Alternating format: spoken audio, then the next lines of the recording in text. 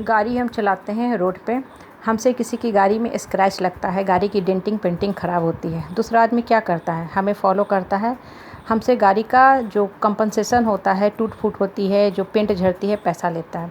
अगर आप कहते हो नहीं देंगे तो हमें धमकाता है कि हम पुलिस में कंप्लेन कर देंगे और हमें देना पड़ता है। जो भी वो काम करवाता है उसका हमसे पेमेंट करवाता है और पैसा लेता है। हम अपने मस्कुलर पावर के बल पे किसी के बॉडी को डैमेज करते हैं, मारते हैं, पीटते हैं, domestic violence, mental torture, physical abuse करते हैं, किसी भी XYZ किसी के प्रति, किसी को अपनी वाणी से कष्ट पहुंचाते हैं, वाणी की तेज़ धार से उसको रुलाते हैं।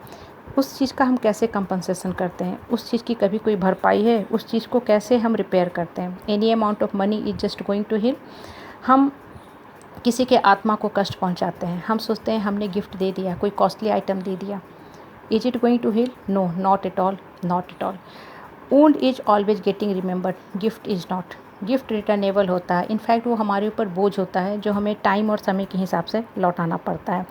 Pen is always in our mind, जो दुख होते हैं, दर्द होते हैं, शब्दों की मार होती है ना, जो खाराबानी लोग बोलते हैं, वो हमें दिल में, आत्मा में, मन में सुराख कर देते हैं, हमारे आत्मबल को कष्ट पहुंचाते हैं, हमें हमेशा दुख देते हैं, दर्द देते हैं। और किसी भी इमोशनल पेन का ना, no any laser, no any chemotherapy is available.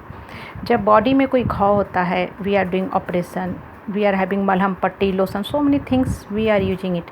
लेकिन जो कष्ट आत्मा को लगती है, मन को लगती है, दिल को लगती है ना, there is no any medicine for that thing. So be very very careful about the life. हमारे हाथ में कहीं कांटा चुभता है, हम कांटा तो निकाल लेते हैं, लेकिन जो जख्म होती है, दर्द रहती है, बहुत दिनों तक दर्द रहती है। हम ऑपरेशन भी कराते हैं, उसके मार्क हमेशा रहते हैं। Same thing is happening in life also. जब आप किसी की आत्मा को दुख पहुंचाते हो, कष्ट पहुंचाते हो, इमोशनल पेन देते हो, उसके आत्मा में एक परमानेंट मार्क बन जाती है। Sometime this mark goes with us in next life time. कभी कभी वो जो सुराग होती है इतनी लंबी होती है कि वो नेक्स्ट लाइफ टाइम में भी जाती है। और जो आदमी दुख देता है, दर्द देता है, वो ये भूल जाता है कि उसके आत्मा से एक चीज़ निकलता है जिसे हम कहते हैं हाय। उसका जो हाय होता है, उसका जो इको होता है, इको ऑफ पेन, वो हमारी तरफ लौटता है। और यहीं से एक शब्द आती है, एक कंसेप्ट शुरू होता है जिसे हम कहते हैं life cycle of soul, life cycle of karma, law of cause and effect. So be very very careful about the life. जब भी आप किसी के मन को दुखाते हो, आत्मा को कष्ट देते हो, क्लेश देते हो, उसको किसी भी तरह से परेशान करते हो, डोमेस्टिक वायलेंस है या इमोशनल टॉर्चर करते हो, वो आत्मा आपसे लड़ती नहीं है, बराबरी में बोलती नहीं है, मौन रह जाती है, सब दर्द सोख रही है। ब्लॉटिंग पेपर की तरह वो सारे आत्मा दर्द सोख रही है, जो समय आने पे आपकी तरफ लौटेगा। हम अपने घाव को छोड़ देते हैं कि time is going to heal, लेकिन time is never going to heal. Time कोई मलहम पट्टी है, दवा है, टाइम कैसे हील करेगा? No, not at all. We are taking X amount of time to heal our self. हम लोग इतने टाइम लेते हैं अपने घाव को हील करने के लिए। कभी कभी वो इस लाइफ टाइम से नेक्स्ट लाइफ टाइम में भी चली जाती है। और ये जो कुछ हमारे परिवार में, आस पड़ोस में, समाज में जो खरे बाने वाले लोग होते हैं ना, जो बहुत कड़ा बोलते हैं, कड़वी बोलते हैं, ये बिल्कुल कैंची की तरह होते हैं। कैंची की धार बहुत तेज़ होती है, सिर्फ वो कपड़े काटने का काम करती है।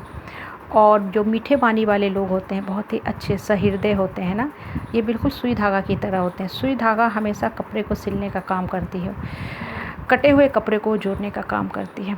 तो जो आत्मा जैसी होती है ना, वो उस तरह की बातें सोचती है, बोलती है और रेडिएट करती है और दूसरे के ऊपर वैसे इफ़ेक्ट डालते रहती है।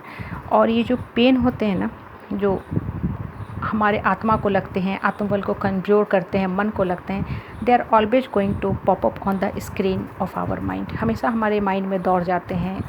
और as the magnitude of the pain increases, hurt increases, जितना ज़्यादा दुख, दर्द, कष्ट बढ़ता जाता है ना, उसका जो मैग्नीट्यूड है, जो हर्ट की इंटेंसिटी है, वो भी बढ़ते जाती है।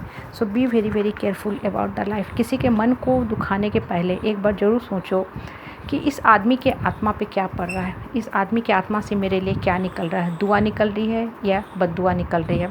So stop giving any type of physical gift to anyone. अगर आप रियल में किसी को गिफ्ट देना चाहते हो, उपहार देना चाहते हो, तो उसको दुख, दर्द, इमोशनल पेन, उसके आत्मा को दर्द देना बंद कर दो। That is the real gift for any person, that is the best gift, that is love, प्यार, आत्मा को सुख, शांति, पीस, हैप्पीनेस।